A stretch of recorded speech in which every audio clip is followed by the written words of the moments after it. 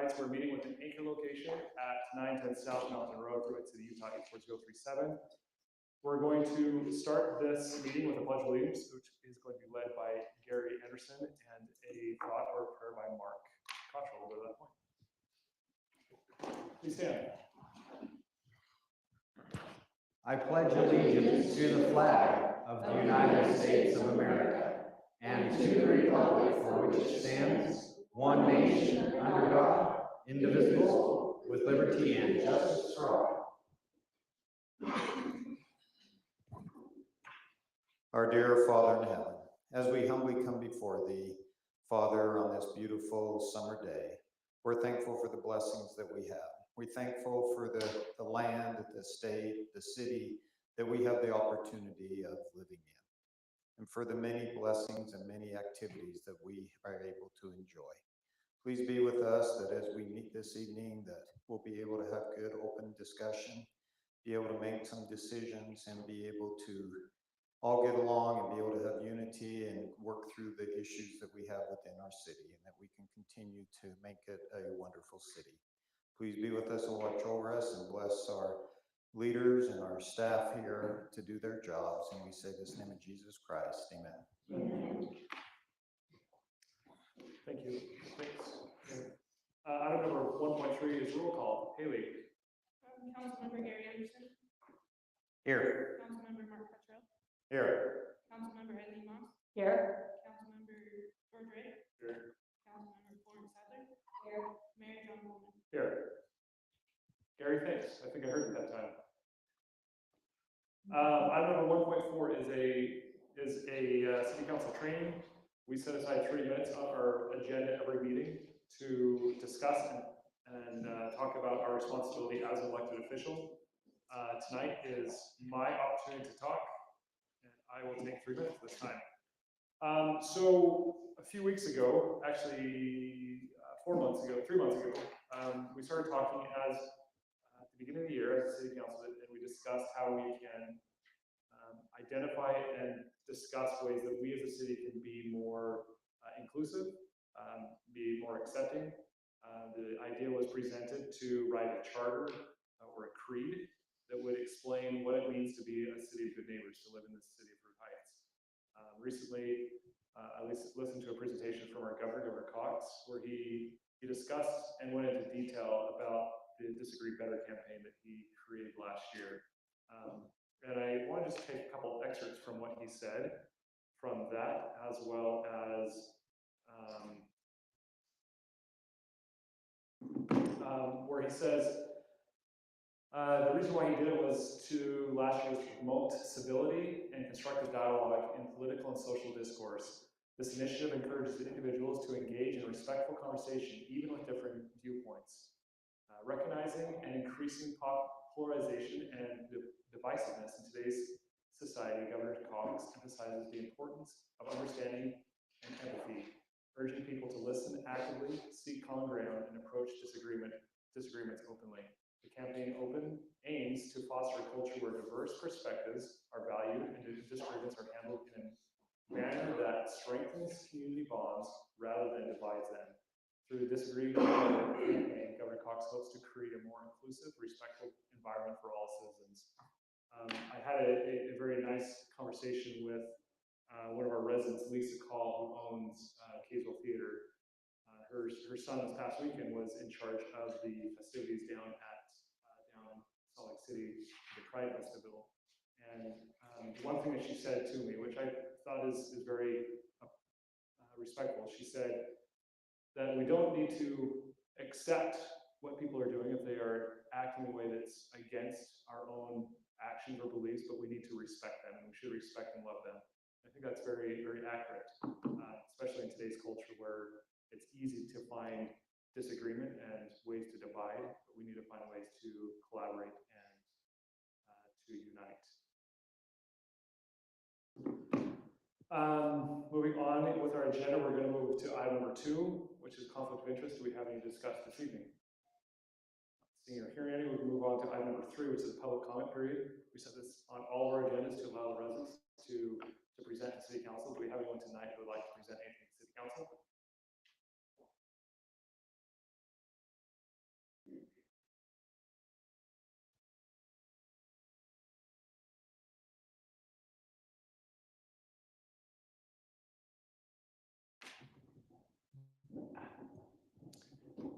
Bob Dakers, 624 Quail Ridge Road. We've been residents for 24 years now. And what has transpired this last week has made me sick. I assume that the mayor has sent you copies of his answers to our emails to him. Did you forward it to all the council members so they know? To insinuate, Mayor, that we have been uncivil is truly disheartening. The discord that we have felt has come from the city, not our residents. We are adamant against those apartments or townhouses going in, but to insinuate that we might have sent those horrible emails to you or to the city is disgusting. We would never do that. And the residents that have been with us on this campaign has not done that either. But to insinuate that is disgusting. Thank you, Bob.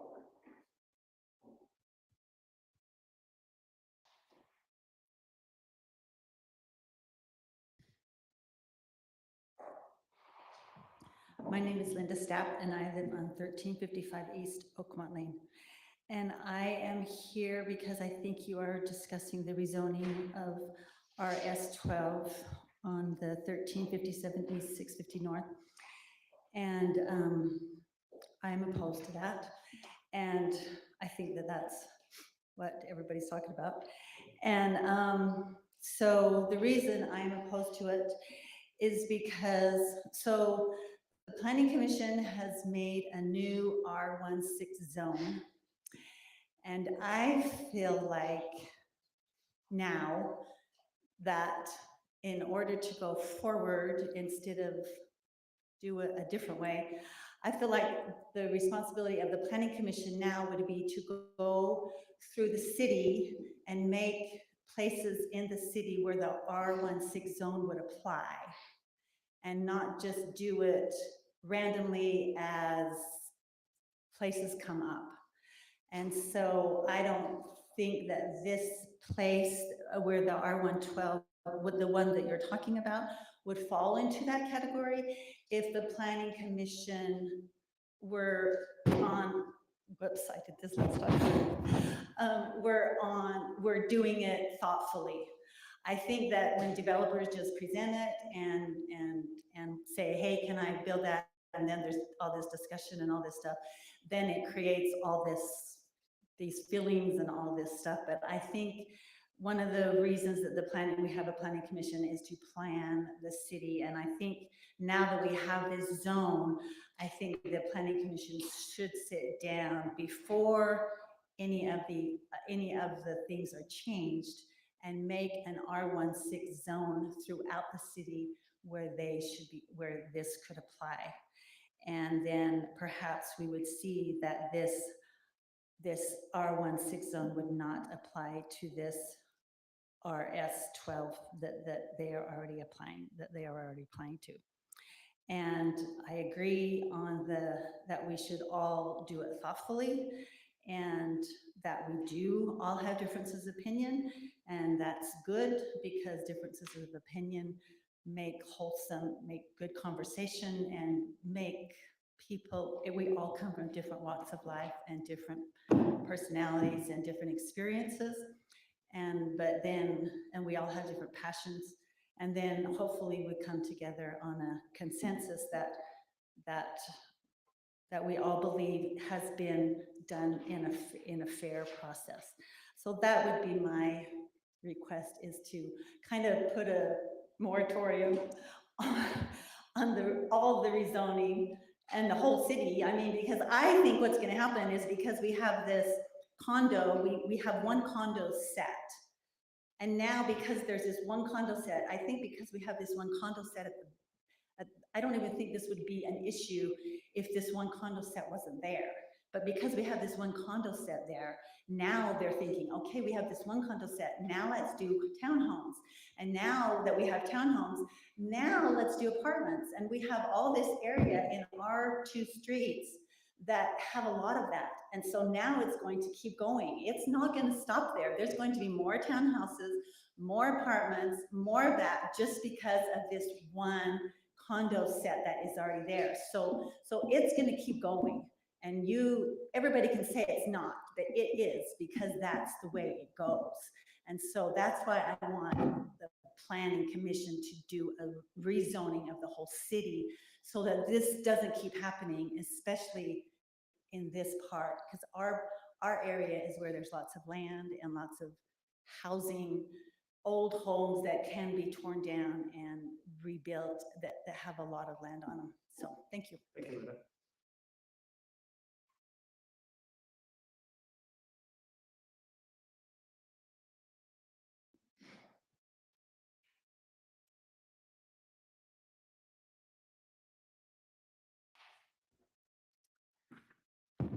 My name is Virginia Kay. I think that you all received an email from me during this week, and I just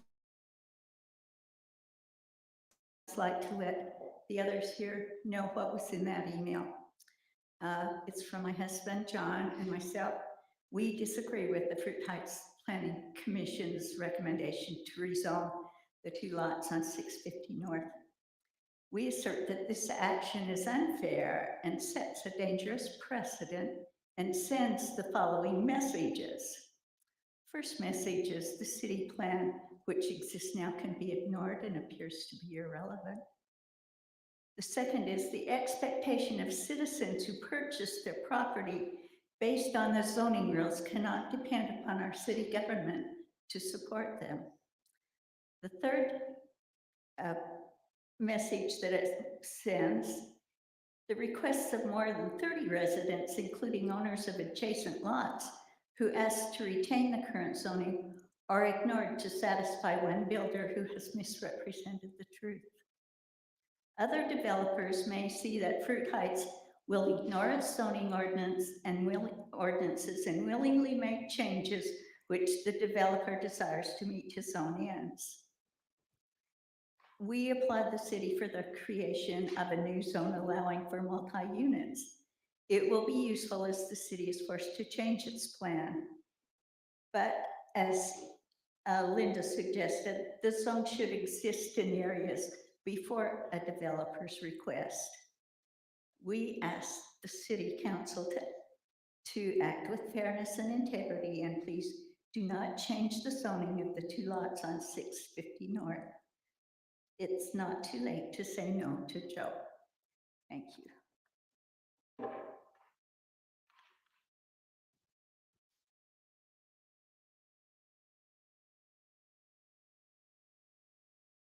I didn't want to do this. I have to disclose that I am the wife to Mark Cottrell, and I am someone who does a lot of research. When I see things happening, I go back and I find it, I go to the beginning and I start following it through. And so when this rezoning thing came up, I don't know the Christensens. I have lots of admiration for everybody on the council here. I think they're wonderful people, they work hard and they mean well. What I'm concerned about, and I'm going to give a warning to our city government, that you're setting yourself up for litigation. The reason being, since 2022, you have offered a carrot to these people who want to do this rezoning. You keep giving them a carrot, you say, well, if you do this, then we'll approve it. So this started in June of 2022. There's no notes, by the way, on the website. Went to July 26th of 22, went to August, and there was a verbal agreement to 6 units. And then 3 of you were for it and 2 were opposed. In 2023, there was a motion to accept the 6 units. It became tabled because of something else they wanted to happen. He did it. They keep investing money to do what the council wants them to do. April 2024, I was here. They requested a new R6 zone, again, kicking the can down the road so that he can't get it done. And so they're hoping that the commission is not going to approve it. Well, guess what? They approved the zoning. So now it's gonna come back to the city council, and I'm sure, based on what I'm hearing, they're going to put pressure on our council because they care about what our residents think. But what's happening is if they are giving him options to do certain things and he does them, and you keep telling him no, I'm sorry, I don't think that's a fair thing. You can't keep asking him to invest his money to do certain things and then kick it down the road again. You table it and you bring it back, and he brings it back with everything he's supposed to do.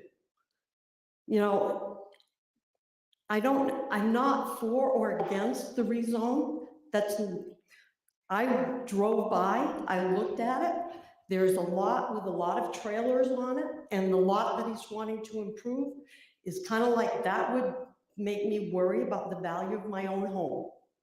He's looking to put in 6 very valuable homes in and I've seen the sketches. They're beautiful. That will do nothing but increase the value of your property, especially based on what's there now. So that's all I have to say. It's just a warning to the council.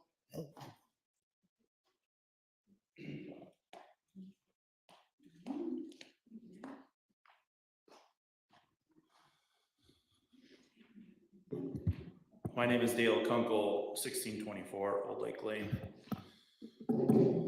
There's a phrase in Spanish, it goes like this: cuando le conviene.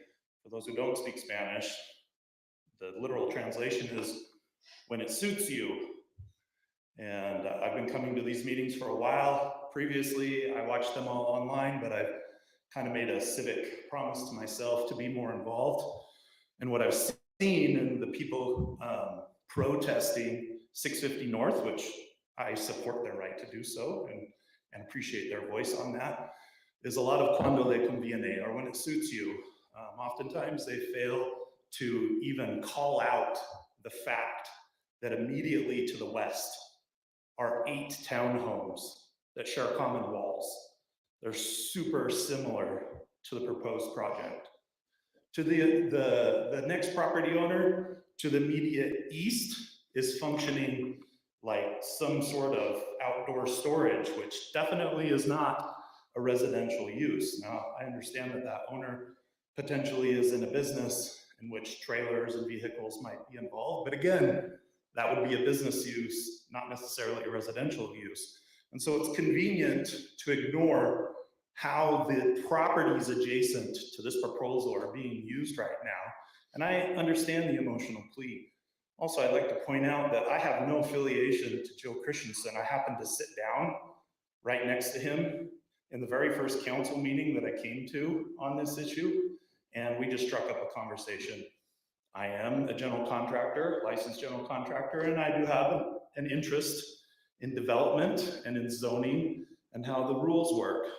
I came here tonight specifically to remind the city council about the words that they used in the meeting on April 9th, 2024. In this meeting, at approximately 1 hour and 5 minutes, the mayor issued a straw poll to the city council if they would approve this particular zoning change if an R16 was approved. And every single one of you made a gesture or a verbal sound of an approval that you would do so. The only person who had pause was Councilwoman Sadler, and she expressed some concerns about it. But just reaffirming and reminding you that on record, four of you indicated that you would approve this if it came through the zoning commission. Thank you. Thank you, Dale. Sure.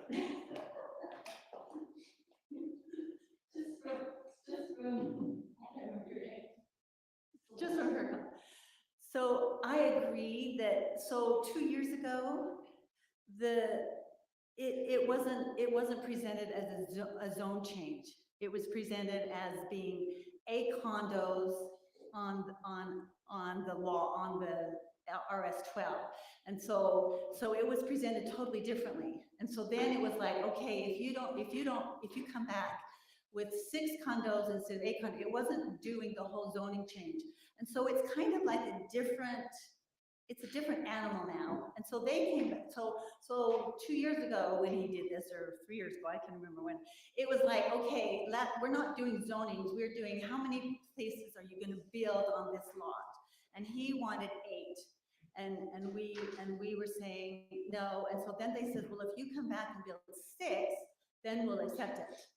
So, but now they're not asking for 6, they're asking for a rezone. And so a rezone is different than just asking for 6, because now they want to rezone, which means that, you know, and the only reason that we got a rezone is because had he not, then he could build whatever he wants to on that. Because when it's not a rezone, when he wanted to build 8, he could sell that property and build, you know, 10 or 20 or 25. And so it's kind of like a whole different thing this time. So, you know, that's why. Sorry. Anyone else? Thank you for coming. We're gonna move on to item number, I'm gonna take the liberty, sorry, it was my fault. The YCC, or the U City Council presentation, was not put on the agenda. I'm gonna bump them as the first presentation for the presentation group. We have tonight 2 U City Council members who are gonna present to the city. Thank you for coming.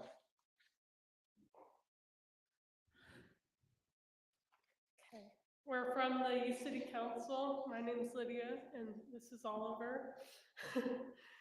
Okay. Last month's activity, we did an otter pop party at the Nichols Park. Yep. Thank you. Yep. And we arranged it so it was on a Saturday with expectedly more people. And so we got a decent turnout, and it was nice. And then this month's activity is as a council, we are painting inspirational messages and just colorful rocks to lay out on the Gailey Trail.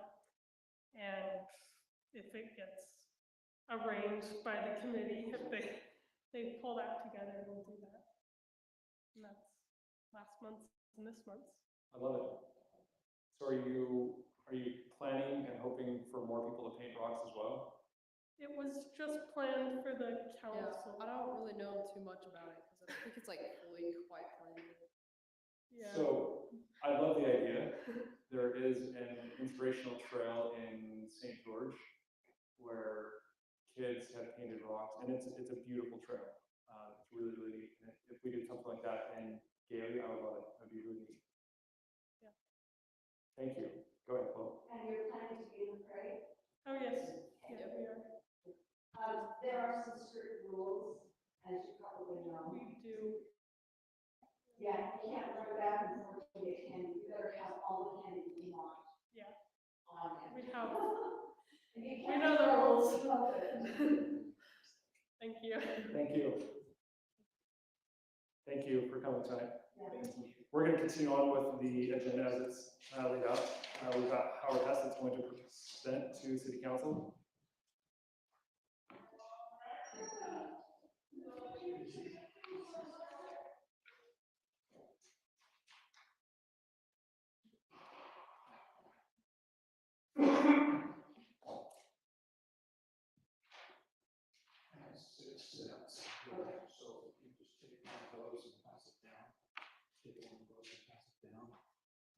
I just brought one of those for you, Mayor. We can talk about that.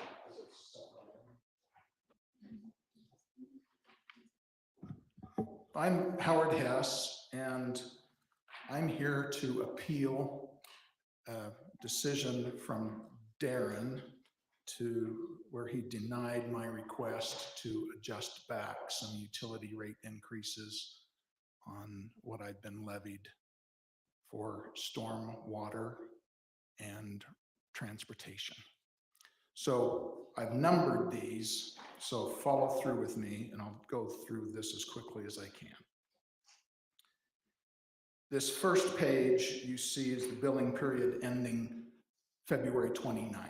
And I've highlighted that the charge for that month was $14.25 for the storm drain and $7.50 for the transportation. The next page was the next month, period ending 3/31, where those two amounts were doubled. That's the basis. So on April 12th, I sent an email to Darren and to Lane, asked to appeal that, and gave the basis for that appeal. And part of that, I included what was included in a Fruit Heights City public hearing notice on April 9th. So I printed this double-sided. So the storm utility fee, let me just quickly highlight what I think is important here, the basis of this. Each developed parcel, let's pay attention to that word parcel, of real property shall be charged a monthly stormwater utility fee to fund, blah, blah, blah. B, this is where this term ERU comes into play, which is an equivalent residential unit. The fee shall be based on the number of equivalent residential units, or it's the language here is service units, contained in the parcel. The City Council finds that the ERU is the most accurate measurement for determining the amount that each parcel contributes to, benefits from, and otherwise uses the storm drain. This, I think, is critical to this fee. The impact and the benefit is critical to this discussion. And then in the last sentence, that it says, based on the recommendations of the city engineer, the City Council determines that one ERU equals 2,800 square feet of impervious surface area. And then C speaks to the calculation. All non-single residential parcels shall pay multiple of this base rate expressed in ERUs according to the total measured impervious area on the parcel being imposed the fee. Okay, so let that, and then the fee is going to be delineated in the consolidated fee schedule. Maybe ancillary to this point, but later that night, you as a council approved that stormwater fee. And if we go to number 2 is just Darren's denial letter. And then number 3 is my request for some additional information that was discussed that night. Number 4 contains a recorded copy of that ordinance that you approved that meeting April 9th. Now, interesting of the text, so this is maybe a minor concern and not material to the overall point. One thing that I find to be troubling is the text that was posted on the public hearing notice and the text that you approved is different. And during that meeting, it was not discussed. There were no changes discussed. I don't know, I don't have visibility to see what you saw or what you didn't see, but what did stay the same is this notion of each developed real parcel of real property shall be charged a fee. There's this notion of the ERU, and it stays at the 2,800 square feet. And then under this calculation section, the second sentence, and this is a little bit of a run-on sentence, but it's important because this is one sentence. These thoughts are separated by commas and not periods. All multifamily residential parcels shall pay a multiple of this base rate, comma, non-residential parcels will pay a multiple of this base rate, comma, expressed in ERUs according to the total measured impervious service area on the parcel imposed a fee. I think any serious reading of that sentence would suggest that multifamily and non-residential would be charged this fee based upon ERU. And assuming that there was multiple ERUs on the property, they would be charged a fee for each equivalent ERU. Okay. Now, number 5. This is the agenda and some items from your January 16th City Council meeting where you adopted the consolidated fee schedule. And I've copied out of it and highlighted for you 2 fees. One, what is referred to here as the residential traffic utility fee per ERU, $7.50. Stormwater fee, single family residential, $14.25. Commercial, all based on ERUs. There's no delineation or suggestion that there's different than those 2 categories. Number 6, this is my example. I took an example of 6 residential properties in the city, and via Google Maps, determined the total square footage of impervious surface area on that parcel. I divided that square footage by the 2,800, and that's where you see my column of the equivalent ERU. And then the levied amount that each one of those parcels pays, because they're single family residential, is $14.25. The square footage varies from a low of 3109 to a high of 6549. But the average square footage is 4940, or an average ERU of 1.76 per parcel.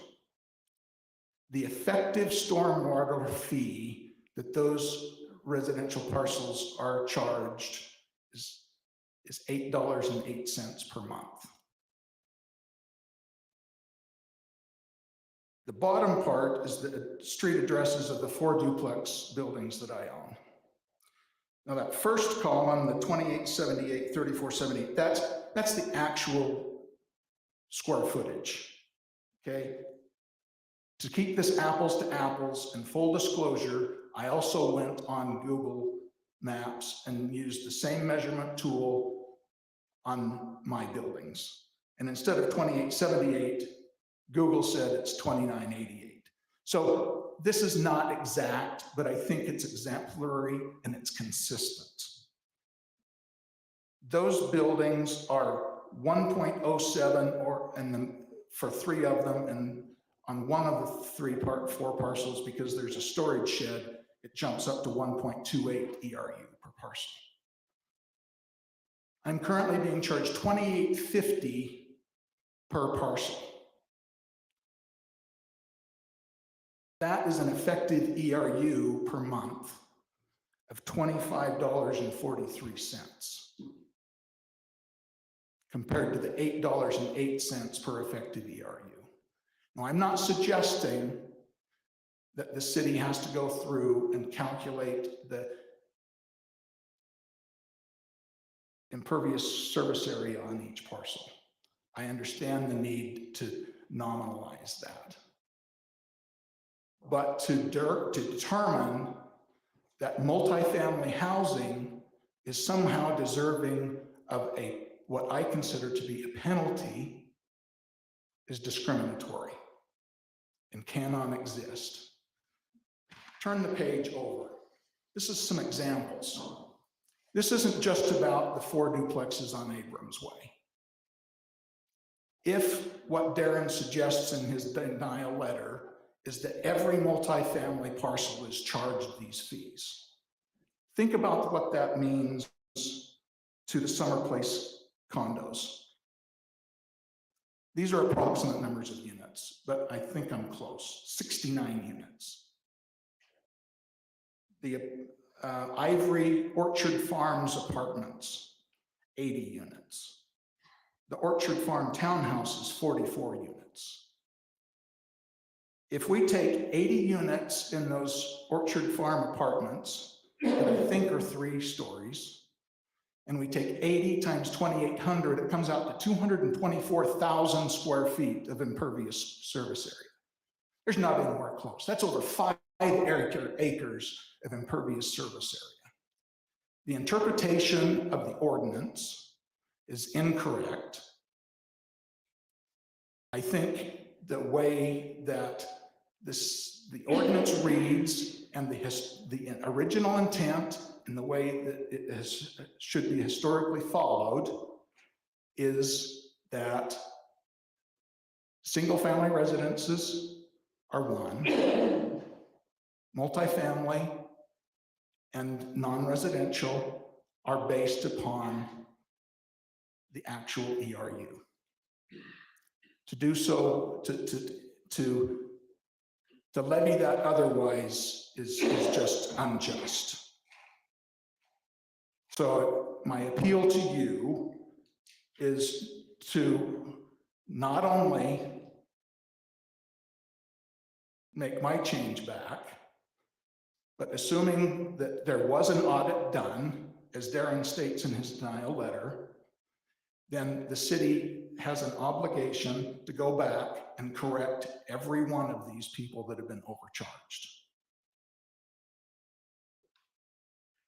And then going forward, may I suggest that the language be trued up a little bit. It doesn't need to have any ambiguity to it. And I'm not sure that it does. And I think a standard of reasonableness applied to this would suggest that, let me just say, if you wanted to have 3 broad categories, single family, multifamily, and non-residential or commercial, I don't have any qualms with that. But to levy those fees based upon single family and multifamily, and then according to your own documents, I think it's just being implemented incorrectly. So that's my petition on that.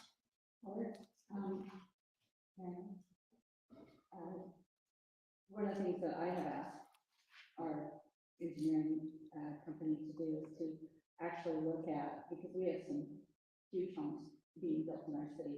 The time this was originally proposed, no one would have thought of building a 20,000 square foot home.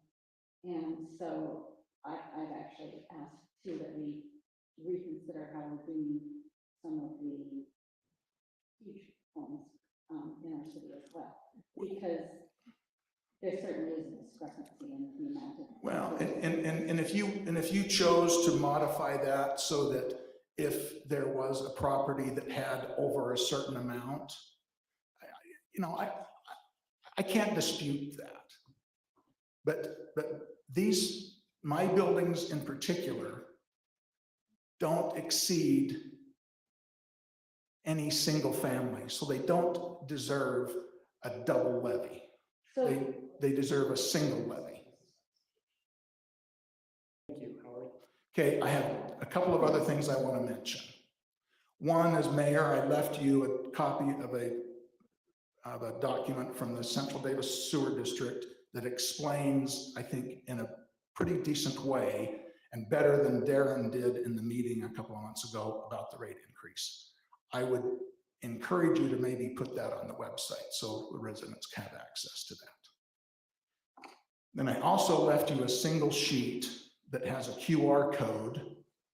And this is for a document that relates to calculating the property tax certified tax rate. A comment was made by the city manager the evening that you adopted the tentative budget, that there might be a need for a truth in taxation meeting because over time, the amount that the city collects decreases. And so it has to be changed every few years. That's an incorrect statement. State tax law is that property taxes are revenue neutral year to year. So even though the valuations might adjust, the certified tax rate can adjust so the real dollars that the city gets year over year remain the same. Now, the city, without a truth in taxation, can also take into consideration the new real growth. And then there's this appeal process that this document refers to as the Board of Equalizations. Those decisions, the cities are held harmless. You're not penalized because of delinquent payments or those decisions which would decrease those values based on appeal. It's a complex document, but it deserves to be researched, and I would encourage you to get the advice and the help that you need so that if you really are $40,000 short year over year, something wasn't done right. Because year over year, doing nothing else, you would have the exact same dollars. Thank you. Thank you. Moving on to item number, 4.2. Tyler's not here tonight, is that correct? He's not here. Okay. We're going to skip item number 4.2. We're going to move on to item number 5.1, which is a rezone request from RS 12 to RS 16 located on 1357 East, 650 North.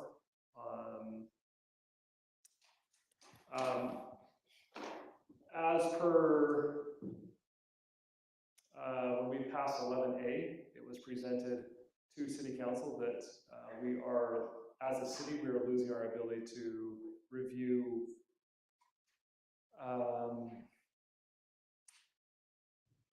development agreements and site plans. And the Planning Commission is not able to review those as well. A question was asked to the attorney at that time. If we can hold off on a rezone request until we see a development agreement. The attorney at that meeting said yes.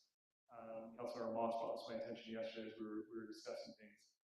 And I feel that it's in our best interest as a city to at least review the development agreement and or the site plan and engineering plan before we move on to a request at this time.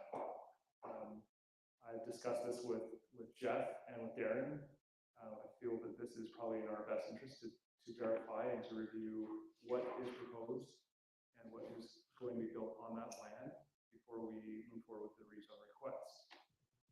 And I would, at this time, open up the discussion or entertain a motion to table this item until we have more information on that lot. When it's going to be built, how it's going to be built, with a development agreement or at least a engineering site plan. I would make a motion to table this until the developer has provided the information that our planner is asking for.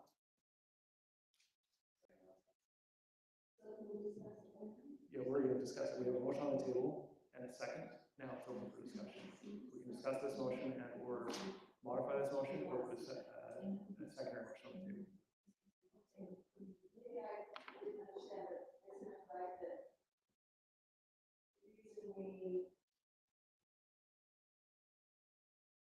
We went to the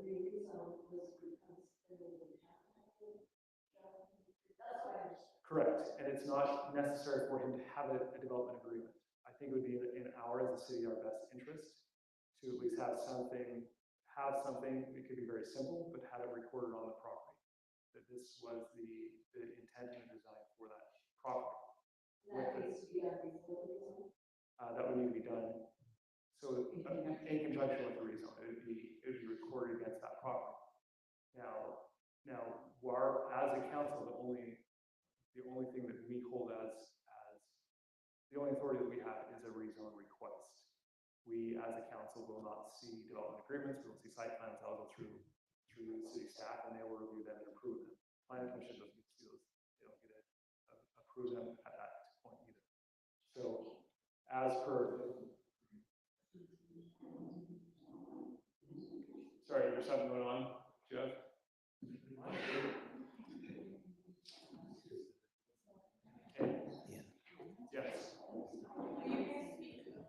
Yes. Her mic was not on. She just realized that. Sorry, we just didn't understand why you're tabling this. Okay, we say that, we know that you're tabling this, but we don't know why. Because we would like to see, or I should say, it has been brought to our attention that it would be, so we can't have a development agreement after a rezone, but we can in conjunction with the rezone. And there hasn't been a development agreement brought before the city council to. Is that new? Well, Is that so, something new? so, yes, because we just passed an ordinance, our 11A ordinance in conjunction with what the state is requiring. So, you know, there's this discussion as to we're postponing. But when this was first brought up, I don't know that any of us had full information on what was going on as far as the need to do a rezone and as, you know, all the different things that are out there. And so when you don't have full information and you say, sounds good, I think, then it's different when you go back and you research and you figure out what we really need to do. And so by tabling this, so for instance, one of the things that the developer has provided is a drawing that actually is not in compliance with our new R16 zone. And so if you pass it as it is, are you telling the developer that he can have it even though it doesn't comply? And so we just want to tie that up. So you're allowing comments, I guess, from the gallery as other comments have gone. And so my question would be, does the current plan not already meet the criteria of the R16? It does not. She just answered that. Okay.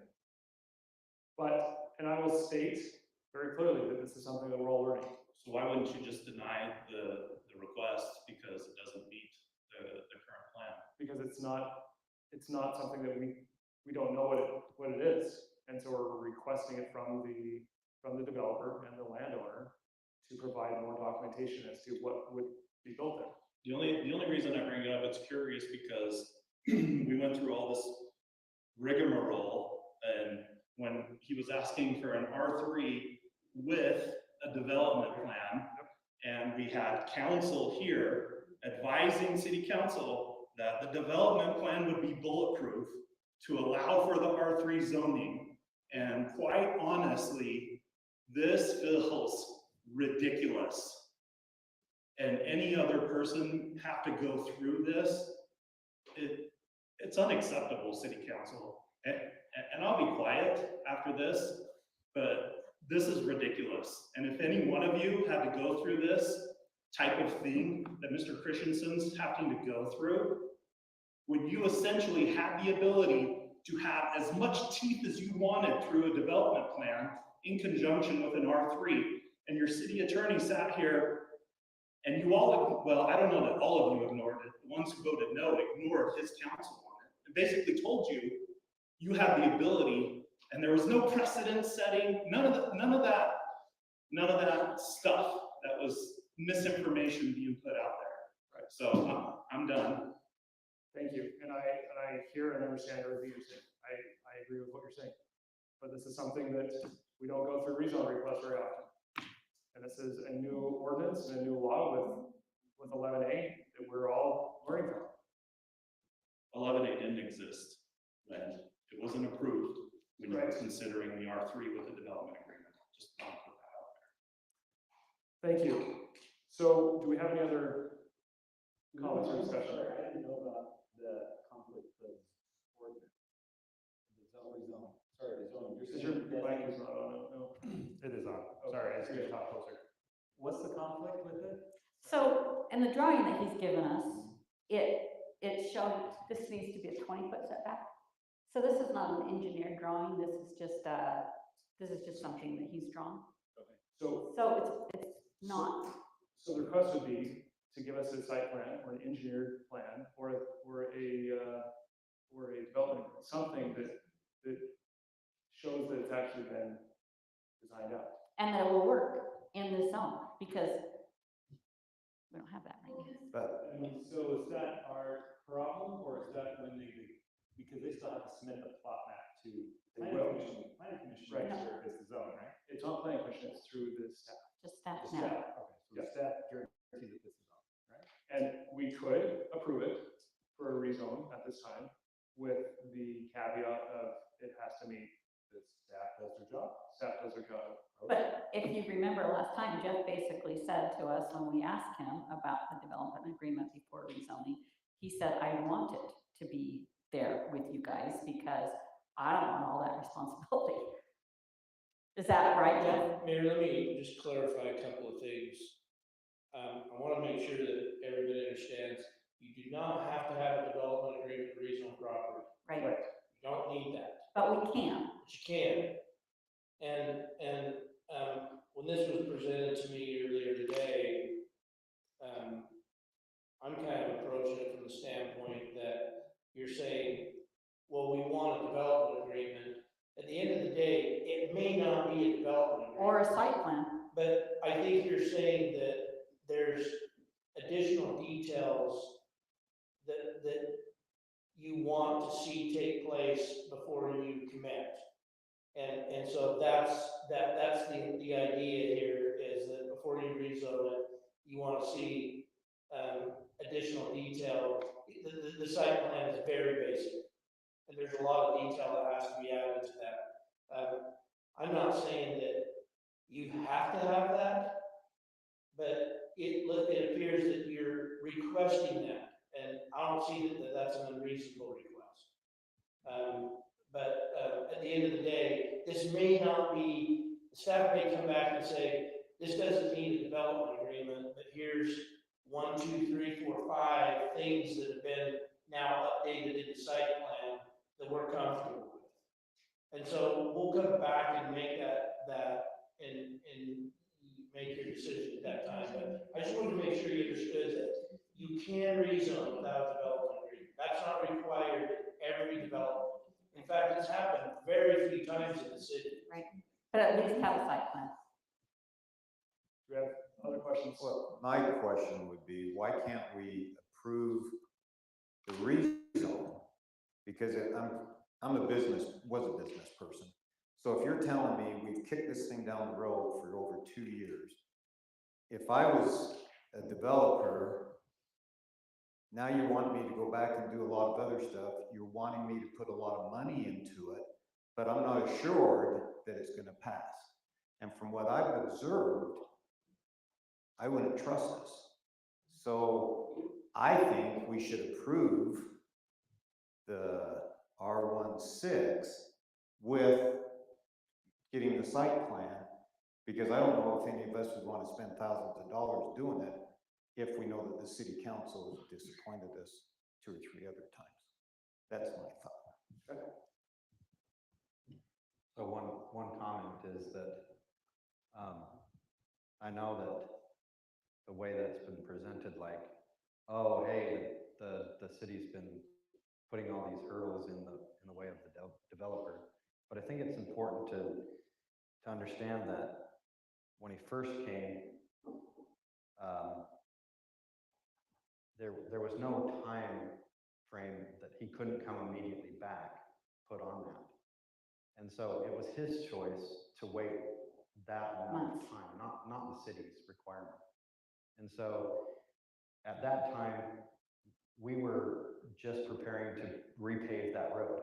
And the city staff encouraged him to come back quickly and put some of those utilities in.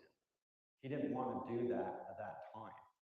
So I'm just trying to help set the record straight, and that is that much of the time that it's taken hasn't been on the city council or the city staff. It's been the developer's choice. And the rules since he first came have changed quite a bit.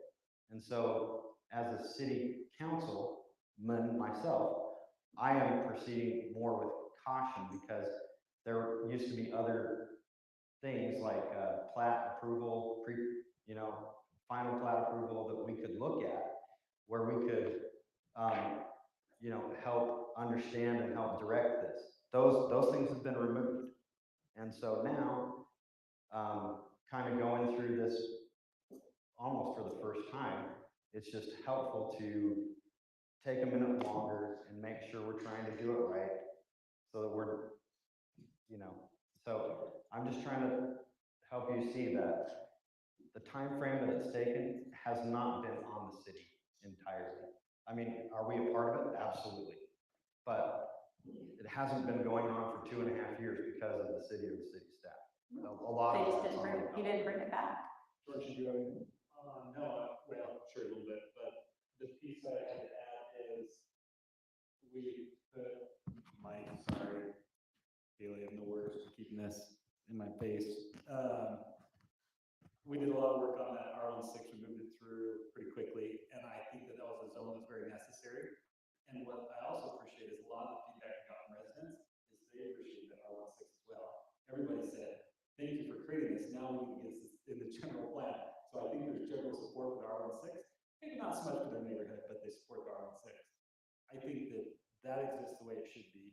We built it, and I think that place is a good place for that R16, even though it might not be in the general plan, and I recognize that is a concern.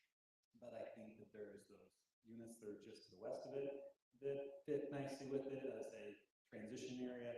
And so for me, I'm super comfortable in approving an R16 for this spot. Our business isn't to determine the staff job. Staff job gets to decide if what gets built there fits the legislative choices we've made. So I feel comfortable that we made our legislative choices and the staff can work with that. Do you have anything, Flo? I agree with George. I feel comfortable moving ahead and as long as there's not a real danger that it's going to go awry with a development agreement not being met or whatever. I don't understand the cons of passing it now so that they know that it's there. Okay. But if I'm not missing something? I mean, I know it's hard for those residents, but what's there isn't really appealing right now. And Well, that's the city's fault, because the city has not enforced cleaning up that property. We have allowed it to become a dumping ground. But it's more than just that property. Okay. But I mean, so I agree with what George is saying, he probably said it better than I did, but I think and then leave it up to the staff to do their job of making sure that T's are crossed and the I's are dotted. Okay. So going back to the motion on the table, is to table it. George, you want to rename your second on that motion? Yes. Okay. So we still have a motion on the table from Eileen to table item 5.1, rezone RS12. Do I have a second on her motion? I'll second it. A second from Gary. Any further discussion on this motion? I have. You know, On this motion? on this motion. Okay. So, as we're looking at this, I feel like things were quite misrepresented as far as the time that we've taken on this, what Gary said. And I feel like with our new ordinance, that caution is a good thing. And we don't want it to be misconstrued. If we hurry things through, then sometimes we end up with a a mistake that we didn't intend. I agree. And I think that's our responsibility to discuss this, deliberate it, and to make sure that there is a motion, as part of a motion, that it is binding. Okay, can I ask a question then, Eileen? Because you were the one that was very instrumental in making sure we had this zone. Correct. And that we got it quickly. Correct. So that's why I'm a little confused that you don't want to use it now. Oh, I'm not saying I don't want to use it. What I am saying is that I feel like the site plan that we see is not in conjunction with our ordinance that we passed. It does not reflect our current ordinance. We have nothing that, you know, talk about the developer, he hasn't put any money on the table as far as drawings or anything like that. This has not been, and the fact that it's been represented that he has been held up when he has not been held up by the city. He could have brought this back many months ago and chose not to. He was silent for many, many months. This was not the city holding it up. And so to take another 2 weeks and make sure that we have a plan that reflects what will work with our current zone. One of the things that we've talked about and has been talked about on the state level is the idea of middle housing. The 6,000 square foot lot, I believe, will increase the opportunity for the missing middle, is what the utility calls it. But in order to do that, you need to make sure that each property each part of that household is on a single parcel, not parcels owned in community by like a condominium project. And we don't have anything before us now that tells us how that parcel will be held. And in fact, if you listen to the planning commission meeting, and they said something to him about having some sort of an HOA agreement, he's like, And so if we're really intent on helping to provide housing for the missing middle, then he needs to be on the same page that we are. That's my Thank concern. you. Thanks for that explanation. So I have a motion on the table. Motion from Eileen and second. Going through all the minutes from the beginning of this process, back on April 11th, 2023, Eileen made a motion to table the discussion. And of course, Gary seconded. So why did you table it back then? So I'm saying yes, it's part, he didn't move it responsibly. But when we told them if they would go to 6, we would approve it. We told them if we go to R16, we would approve it. And now we're putting it on the table again. And back on the April 11th of 2023, you tabled it. So one of the issues, Mark, in my mind, is the neighbors feel like they have been totally misrepresented. Joe Christensen sat here and said, I talked to my neighbors, I talked to this, I got them to approve. Well, they don't remember. You know, this person doesn't remember, this person doesn't. Sorry, let's talk about facts. Yeah, Keep going. because we could spin that the other way. And so you're right. Because several of the emails I've seen over the last couple of months are unacceptable. Then I agree with you. But what I'm saying is, I think we have a brand new ordinance. And I think it's a good ordinance. And we need to make sure that what he's planning on doing complies with our intent. Right, but when we had the R3, like was mentioned, the attorney said we could have worked with the R3 with the development agreement.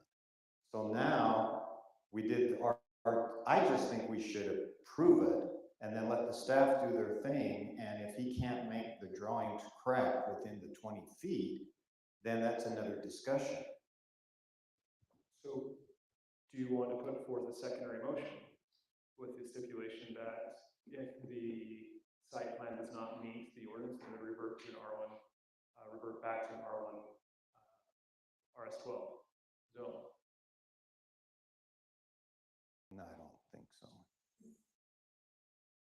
I'm getting confused. R3, R12, R16. Do you want to make a motion to approve item number 5.1 of rezone from an RS12 to an RS16 with the stipulation that if the site plan or a development agreement or engineering or whatever does not meet our R16 ordinance, that plat would revert back to its original RS12 zone. You need to put it on the table first. We can, but if you, You can make a substitute then you can make a motion. substitute motion, which would get handled after the Substitute primary motion. motion. It's taken care of. You should. I'll move to make a substitute motion that we just approved the R16 zone. I second that. Or can I? Yeah, so George has a motion to approve the RS16, and I have a second from Mark. Okay, any further discussions? You have made a request to leave at 8 o'clock. We're a few minutes over that. Are you okay? Okay, I understand that, but I want to respect your family time that you have. So we're going to the primary motion. Primary motion was from Eileen and seconded from Gary to table the R16 rezone request. All in favor of approving the primary motion set by Eileen and Gary to table it, all in favor say aye. Aye. This is approve the table. So approve the table. So this would be tabled for, 2 weeks. no. Oh, for as long as it's needed. Right. Okay, so that motion is a 3-2, so that carries. There is no secondary motion, there's no substitute motion. Okay, moving on to item number 5.2.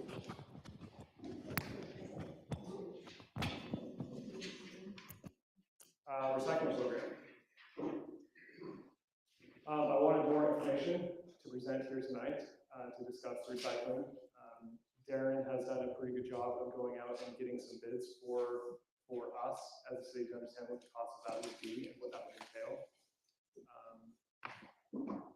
I don't have that information quite yet. This is something that is going to be some more discussion, probably quite a bit more discussion. Some things I just want to present and discuss, some things that other cities are doing, which I actually think is wise, is that people with a primary black can, we have our flat rate fee for the primary black can. Secondary black can in the city is charged at a discounted rate. So it's less than the primary black can. Neighboring cities in Davis County have actually flipped that, and they are charging a base rate for a primary black can, and a secondary one is additional, is more than the original rate to discourage people from having 2 black cans. I think that's something that we should discuss. Does that, as we discussed that, how does that affect?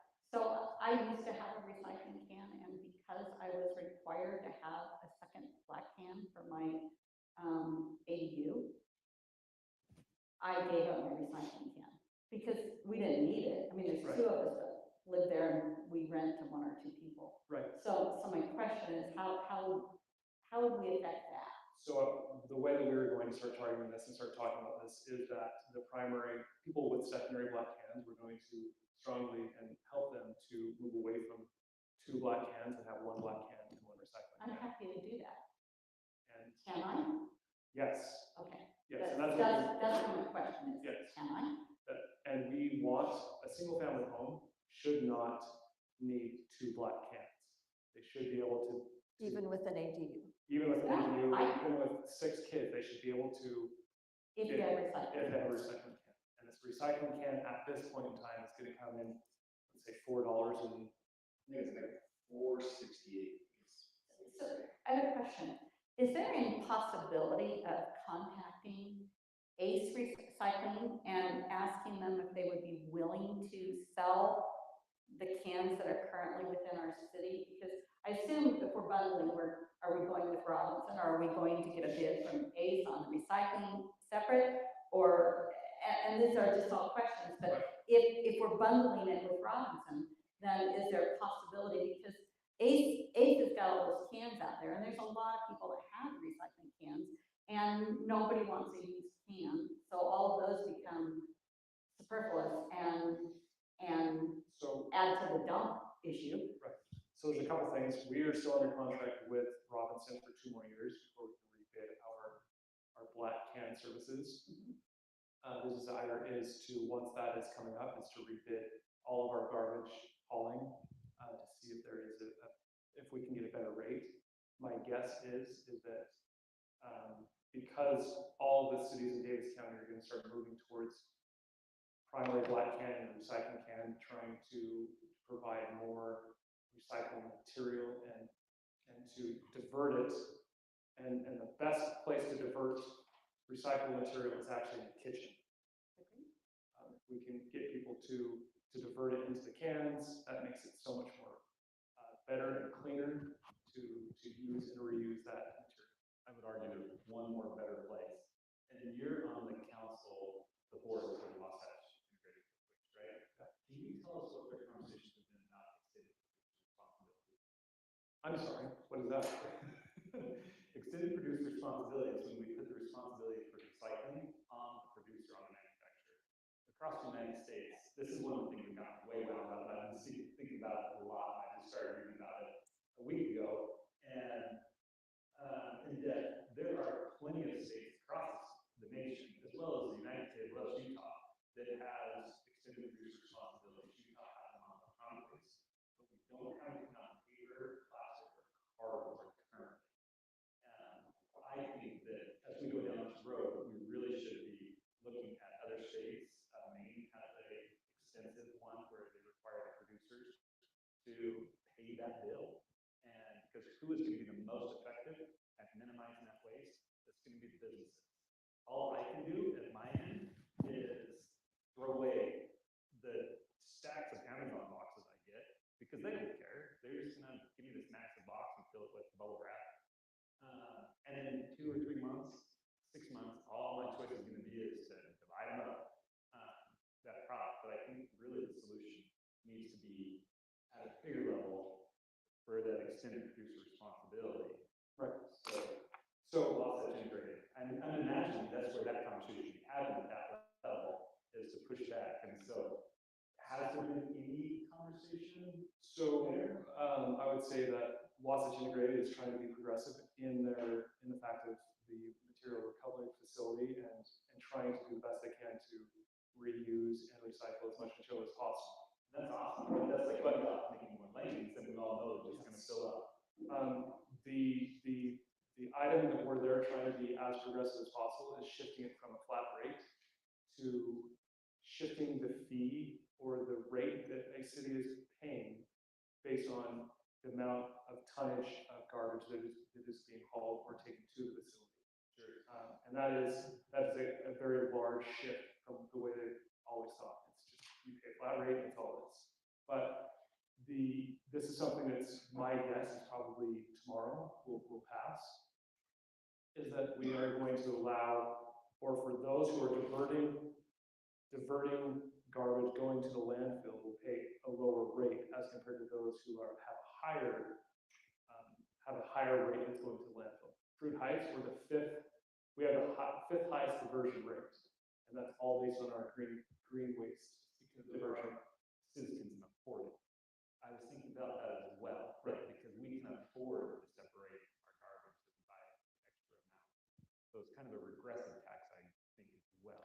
You mean we can afford the green cans? Yeah. Okay. And the recycling cans as well. Right. We have a very low recycling can usage in the city. They tried to roll it out about 8 years ago, and the way it rolled out was not good, and we had some things that went on, and it turned into a really big mess. So that as a city, we stepped back from recycling. We're now, as a county, as Wasatch Integrated is now pushing to do more recycling because it's what's good for the environment. It's what's good for us. Size and state. How big is Wasatch Integrated?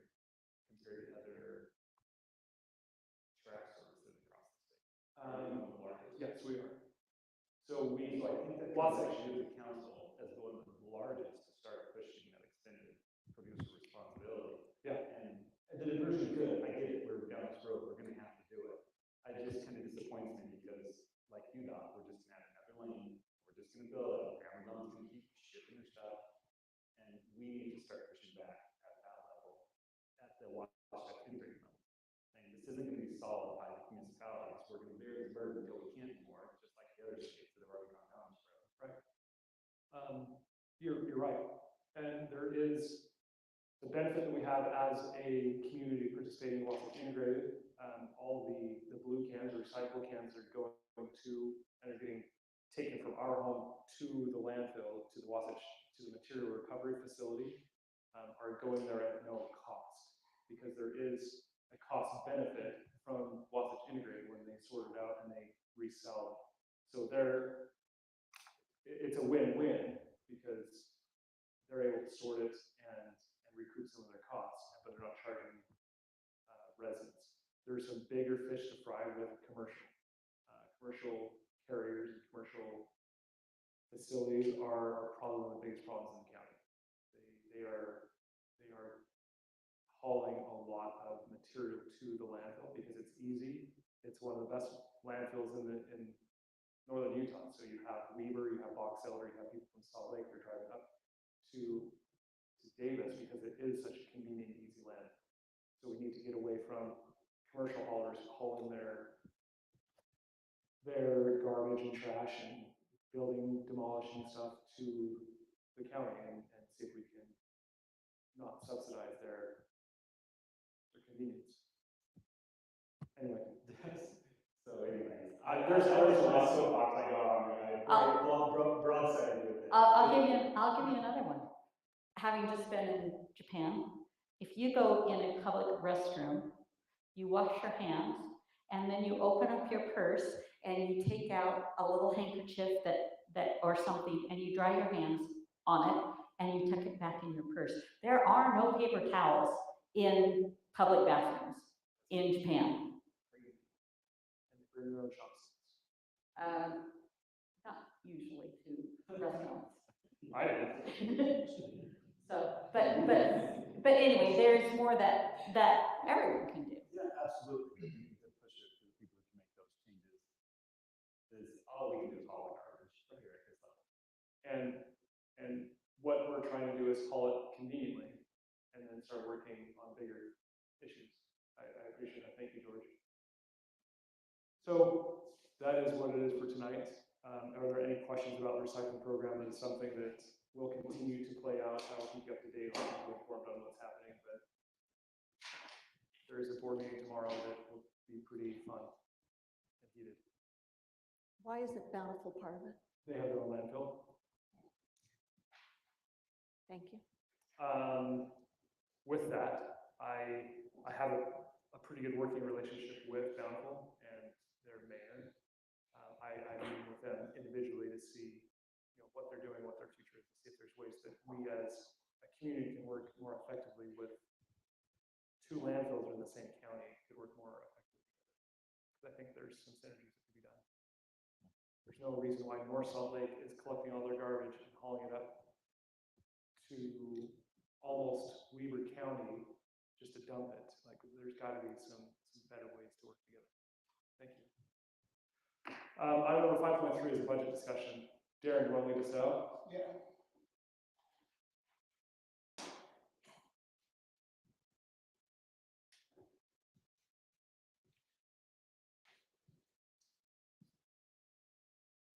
For the information that was sent out this week on the budget is talking a little bit about the amendments that we'll probably end up doing on our next council meeting in June.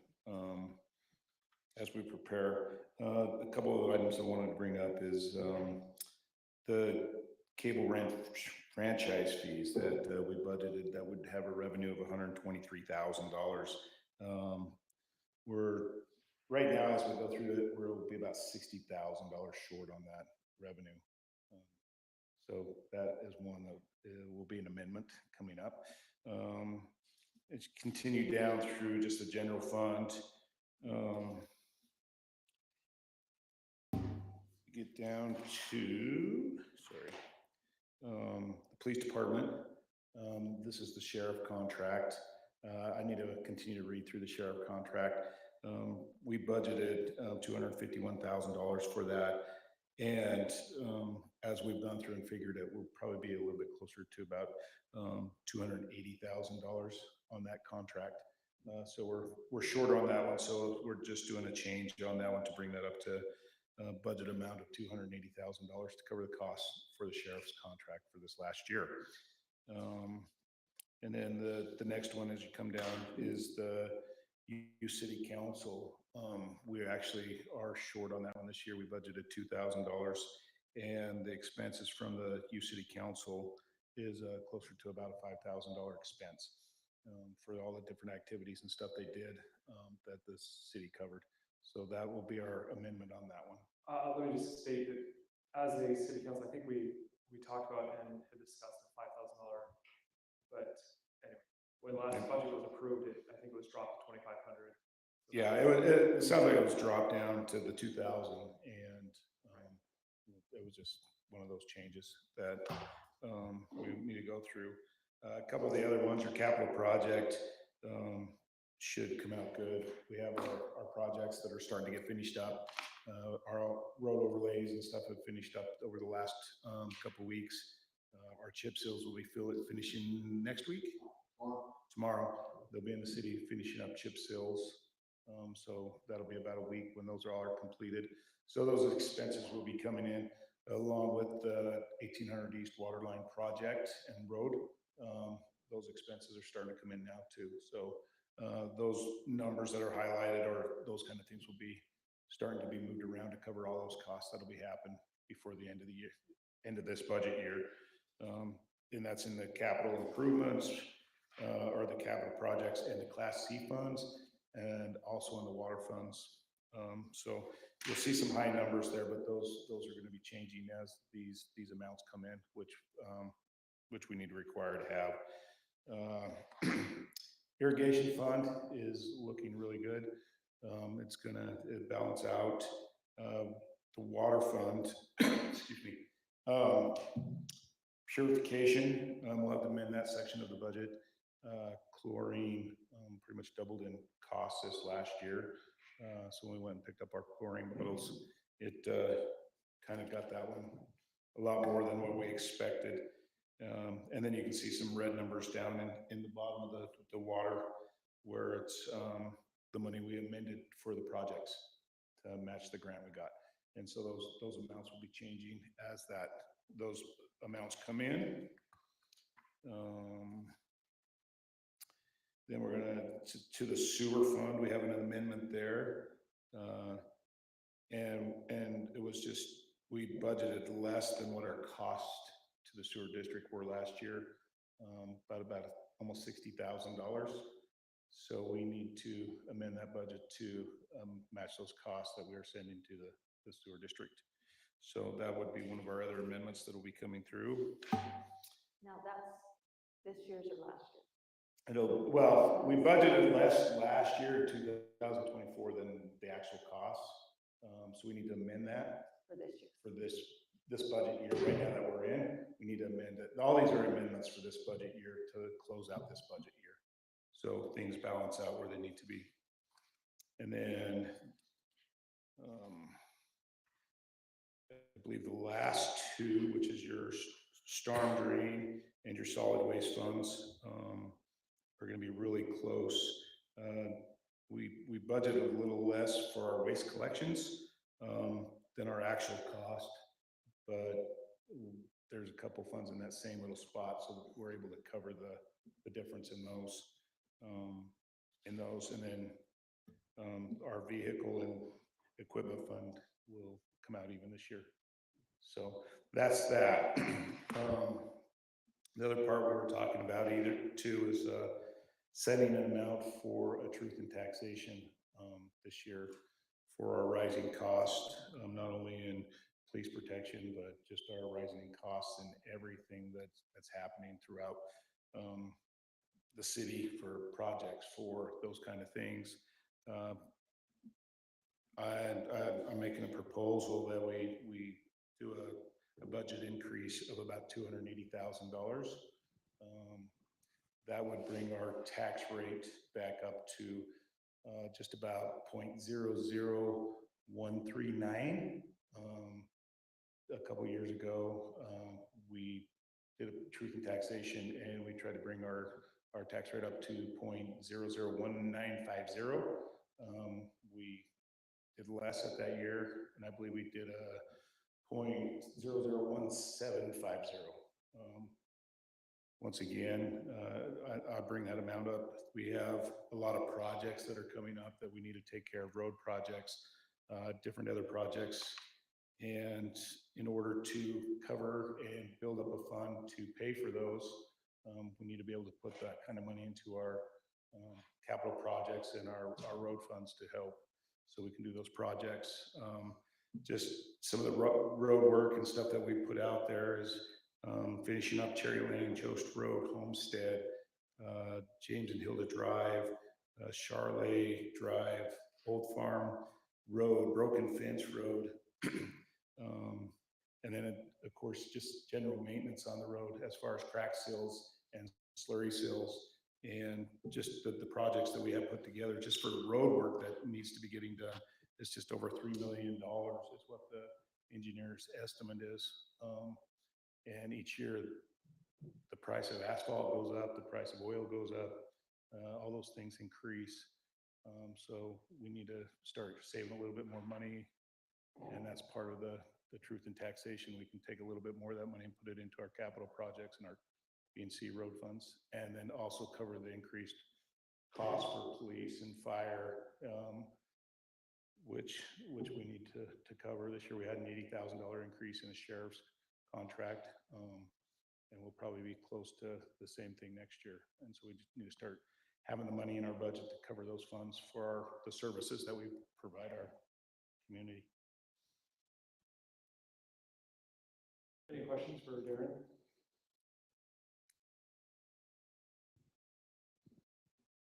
Thanks, Darren. Okay. Darren? Yes. Your proposed amount. So Howard pointed out there's something wrong if we're not getting the same amount as last year. Have you asked why we're getting less than last year? So our actually, if you look at our percentage last year, what we ended up with was a 0.001616 with our certified tax rate. Yeah, well, the tax rate is. Right, is but not property necessarily- values actually dropped in the county also. They drop, okay. that's And why. so, as far as the new construction and new development that they were talking about, last year, the county gave Fruit Heights $4,000 for that. We still have vets and also seniors that can apply for tax credits on their homes and those kind of things and have a discount. And that's all calculated in to the total amount you're getting. So yes, you can receive less money as you go through and did that. What we received this year, according to the tax, and we estimated we'd end up with about $1,147,000. Our record we just got from the county will say that we will end up with $1,143,000 approximately. So we're actually getting less than what we even budgeted for in our property tax this last year. And so the increase that you are proposing, I know that they make you do a little calculation on the average home. How much is that increase per average home? So the county is supposed to have all that to the state Friday. I went to a training. Last Friday. Yeah, this last Friday. I went to a training last week. The county was just finishing it up. They're required to have it to the state by last Friday. The state then reviews all the information that they did, and they're supposed to have all that uploaded and ready to be able to look at tomorrow. So then I can actually start putting numbers in and seeing where that actually is. I was reading one of the documents, and the average price for a home in Fruit Heights is $700,000.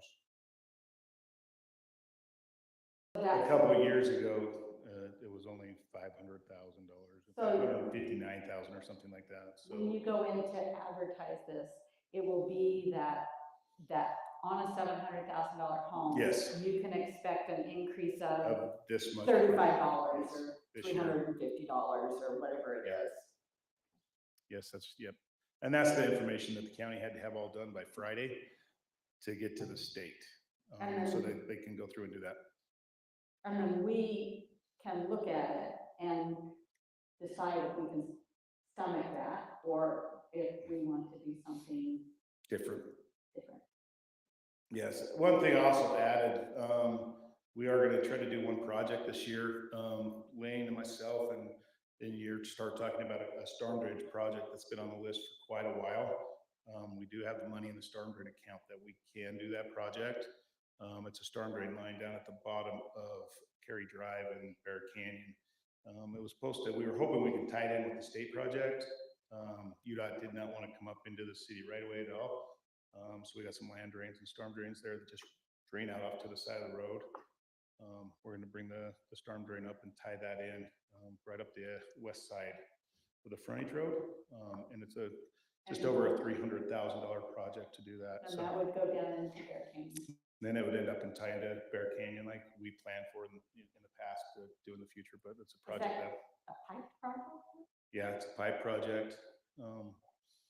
So that was added to the budget, and it'll be added to our tentative budget. If that's one we're going to approve for our next meeting, or if we're going to do the truth in taxation, it'll be part of that budget also. And then we'll go through that process for the truth in taxation. I do need to have most of the information into I already had to say yes, that we will probably be doing a truth in taxation into the county and into the state last week. I did say that we would possibly be doing one, so it could be on the schedule.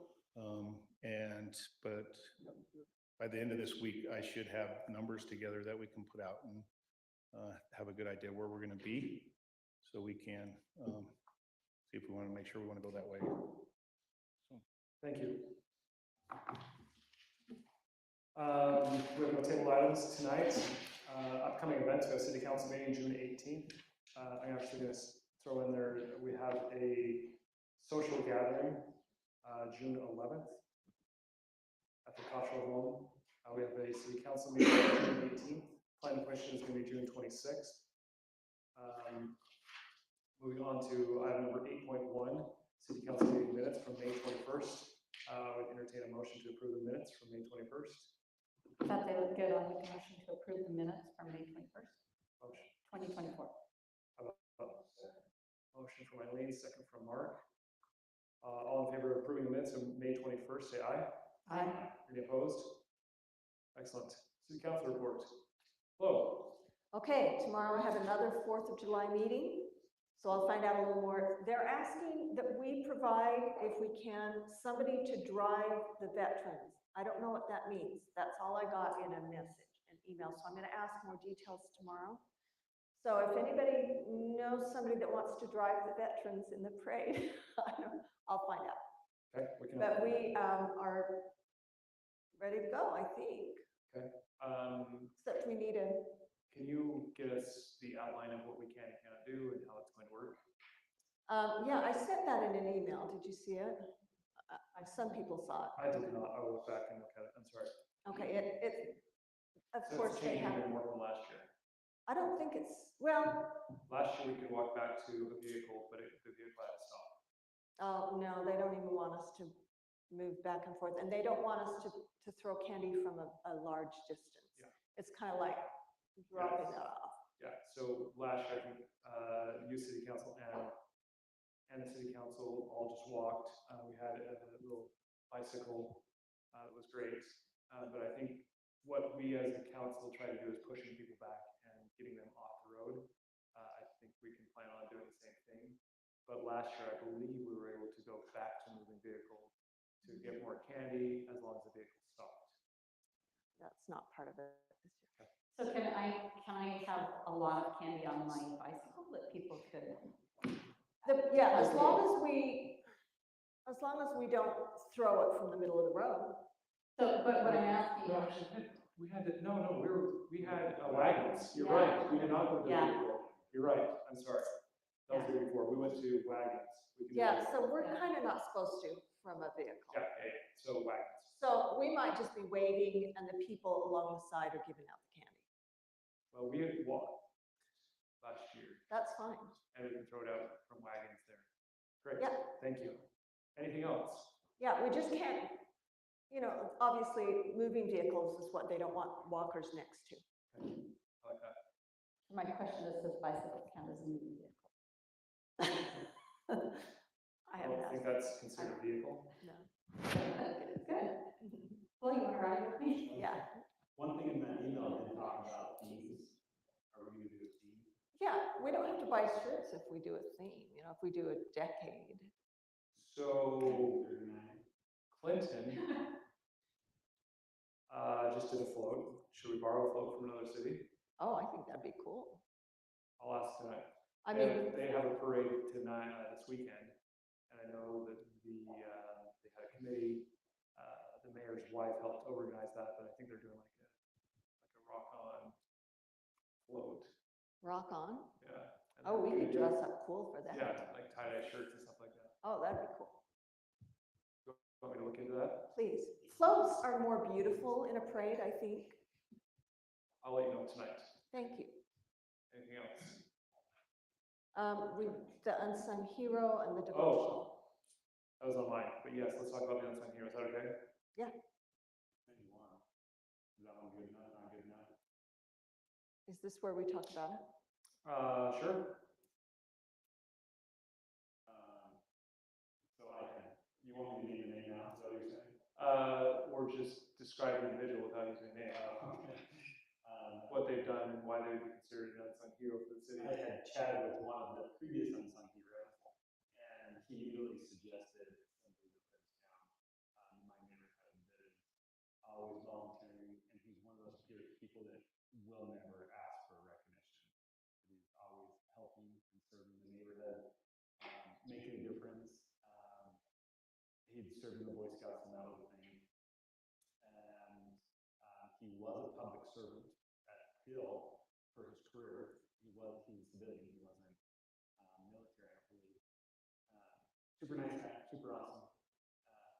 And an asset to our neighborhood.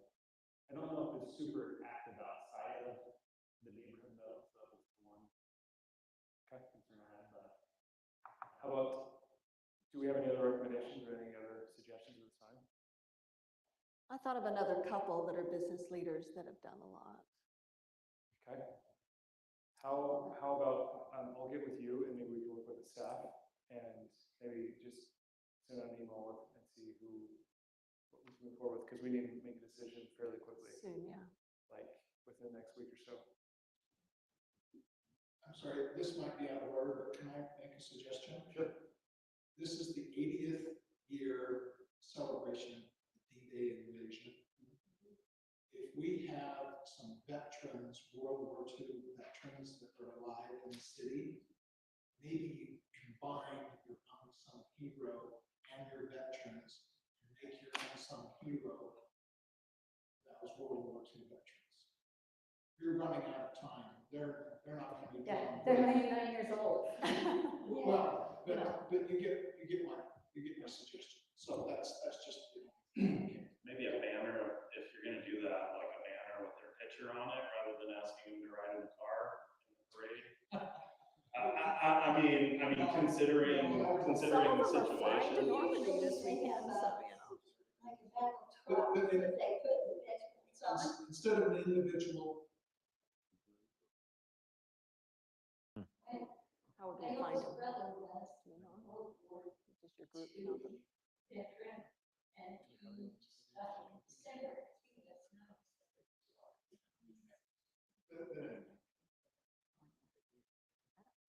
I can't think of anybody.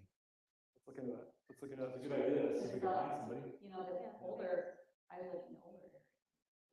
How old would you have to be? You'd have to be 90, 98. So you'd have to be in the high 90s. Because if they served at age 18, I mean, some join when they're 17, but obviously they go through training and stuff before D-Day. And so if you you're 18, that would be 98 years old. Yeah, I got a couple that are like 89, but that wouldn't. Let's Well, but okay, now, let's look at that this week. Thank you. And the devotional. I haven't heard anything else about it. So I've been working with someone, just because that's a burden to find a speaker. They had a speaker. I threw out 3 really good names. I thought. Oh, I would be thought they had awesome. one.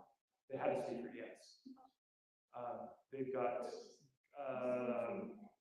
Greg Bell, General Bell from Hill Air Force Base. I threw out the Chad Hawkins, who oversaw the history of the Laketon Temple construction, and I threw out the main person for Escape from Germany, the main person. T.C. Christian. No, not T.C. Christensen, Oh, no. but the actor. Oh. He lives in Kaysville. Oh. Elder, whatever, if you've seen that. Yeah. Anyway, it's a good movie. I thought it'd be fun, but they already said they're very happy. I'm like, okay. So what do you want me to find out? Another Okay. person that does a great job is when you escape from East Germany. I mean, it's an amazing story. Okay. So we're good on that. I think so. Yeah, okay, I know it. We're good. I tried to help, but Thank it you. was already done. Okay. Thank you. Are we going to help with breakfast in the morning? Yes, I think so. And if anybody wants to volunteer, they're still looking for volunteers. I mean, have we heard of any that are willing? So I think we can. Well, Sharon and I had it posted on that news group, but we didn't ask for anybody to come back. Oh, okay. I'll ask if they still need people. I think as a council, showing up and helping serve breakfast is fantastic. Can I, then I'll tell them we're gonna do that, right? Oh, yeah. But that's Dunford, Mr. Dunford that puts that on. Yeah. We show up, we take money, we help give plates. I think it's nice, especially as a city doing that for our neighboring city. Thank you. Go for it, Mark. Okay, Founder's Day update. This Friday, we're holding a Founder's Day committee meeting to start making the assignments and so forth. As mentioned, there's the social at my home next Tuesday at 6. We have everybody signed up but one on food assignments, so that person needs to sign up. Is that me? All right. Wait a second. I told them I would sign up for anything that anyone else doesn't sign up for. So get with Haley. What am I bringing, Haley? Salad? Finger foods or hors d'oeuvres, something to eat. Great. I'll make something fun. And then if I could have Lang and Haley make this announcement too. Our backyard does get cool in the evenings, so we don't need to bring sweaters or a jacket, especially sometimes women get cold back there. So even though it's going to be 85 that day. And then everybody needs to get ready for the first annual cornhole tournament. And then on the community wildfire protection plan, as you know, the city gave out 209 coupons for the Davis County landfill. 82 coupons were turned in or used. And the total hours that will be counted towards the wildfire protection plan for that project was 246 hours. Great. And then the Veterans Memorial update, the city staff is just doing an outstanding job of collecting donations and collecting names. So far, we've got about $5,300 in donations that have been collected. And so far, we've got about 8 to 10 names that could be engraved. Excellent. And so our goal is 6,000. Is that the 7,000? Is that the cost? No, the cost will be $8,900 and then maybe $250 to have to put a crane here to drop them into place. Okay. And then Lane's team will just have to dig the 5 inches down, 7 feet, and remove the sprinklers and whatever other stuff that's there. Great. Thank you, Mark. Is there anything else? That's it. Eileen? Emergency Preparedness Committee wants to know if Dylan's going to be able to make it to a CCC meeting on June 17th. Okay, that'd be great, thank you. Can you let me know? Thank you. That's George Ray. Nothing, just be a pain in the butt on the finance stuff. Ask some questions when I see them. Myself, so I have spoken at length with Darren. We both have discussed the process that you recommended with ordinance review, revision, the steps in that. I think that's a really good idea. I think that's something that we want to move forward with, just formalizing the process so that we all know where it is and where that process is. In talking with Eileen, I think the follow-up is good with that.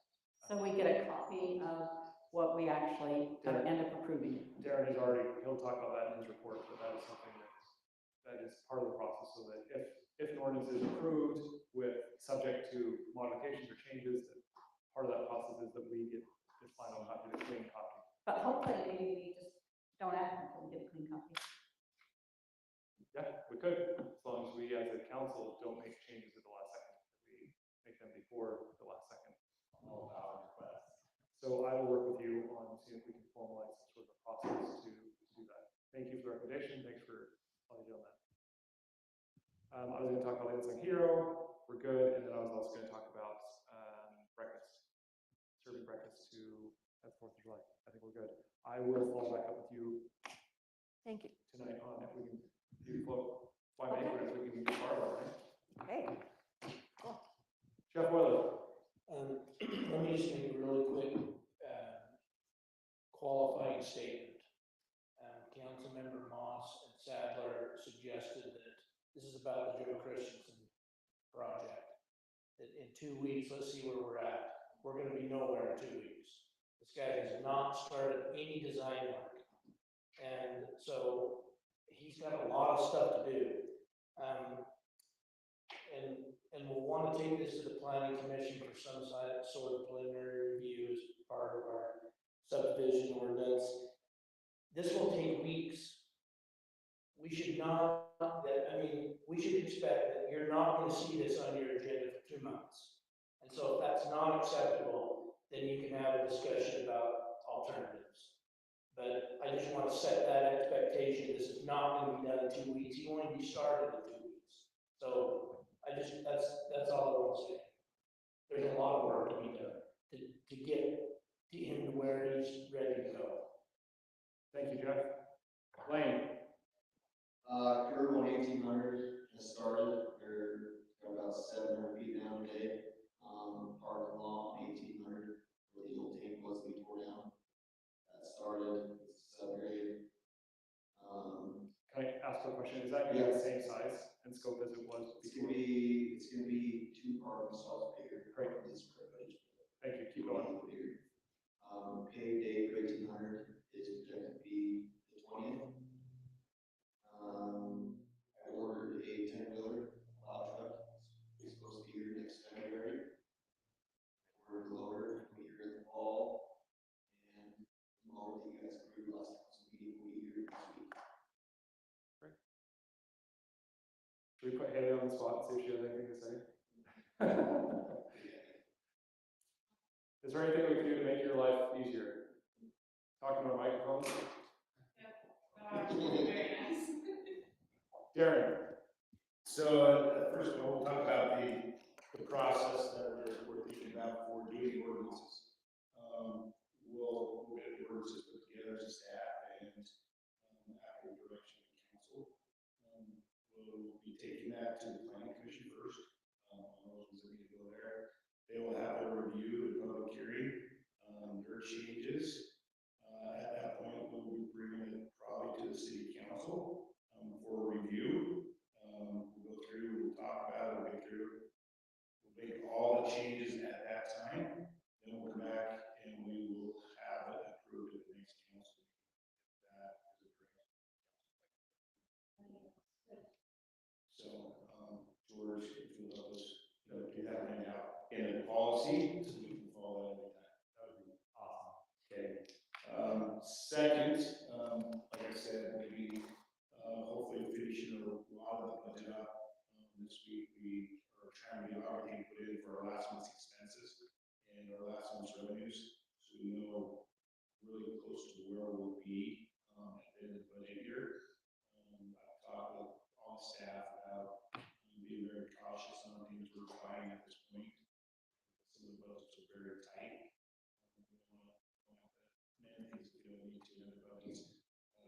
last thing I wanted to bring up is this month has Juneteenth.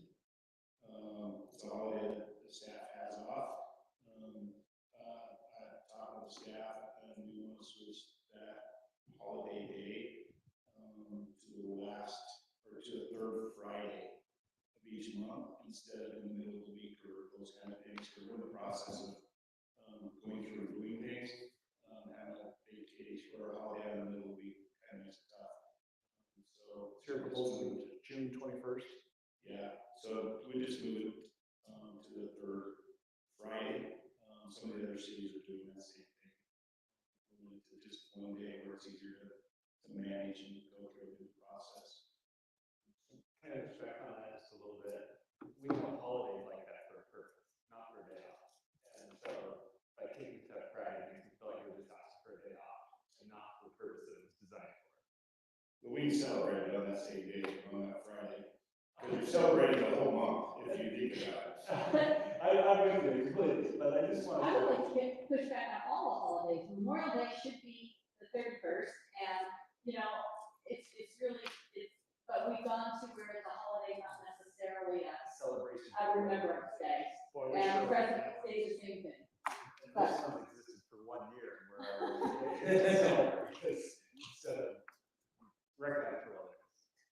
Anyway, I'm just pushing back a little bit. You're the boss, you get to decide, but I'm not perfect either, believe me, I can do better. Well, I'll expect you to come celebrate with us on Friday. It's a whole month of celebration. You invite me, I'm partying, not really with that. And that's all I got. Thank you, Darren. Is there anything else we need to discuss with the city council? Write it down. Sorry. Not seeing or hearing any, I will entertain a motion to adjourn. Motion to adjourn. Eileen, second from George, all in favor of adjourning, say aye. Aye. We are